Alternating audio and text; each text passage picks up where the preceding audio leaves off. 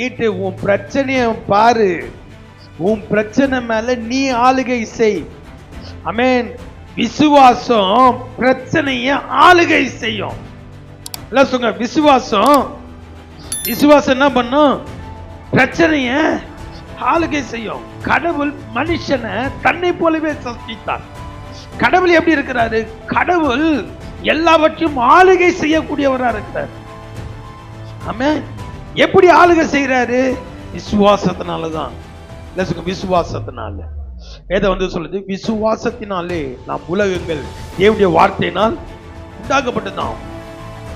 ஆதியாகமம் எடுத்தீங்கன்னா பூமியை காட்டுறாங்க. பூமி ஒழுங்கின்மையும் வெறுமையும் இருளுமா இருக்குதான்.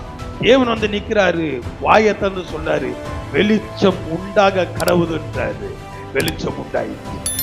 நீங்க ஆதியாகமம் எடுத்தீங்கன்னா 11 முறை பேசியிருப்பார் ஆண்டவர். என்ன நடக்கணும்னு பேசியிருப்பார். அவர் என்ன நடக்கணும்னு பேசினாரோ அதை விசுவாசித்து பேசினார். எவனாகில் இந்த மலையை பார்த்து பெயர்ந்து போய் என்று சொல்லி தன் இருதயத்திலே சந்தேகப்படாமல் விசுவாசித்தால் அவன் சொன்னபடியே ஆகும் என்று இயேசு சொன்னார்ல, அதை அவரே பண்ணியிருக்கிறார். வெளிச்சம் உண்டாக கடவுதுன்னு சொன்னாரு. சொன்னவரு சொன்னதை விசுவாசித்தாரு. விசுவாசித்தது அப்படியே நடந்தது.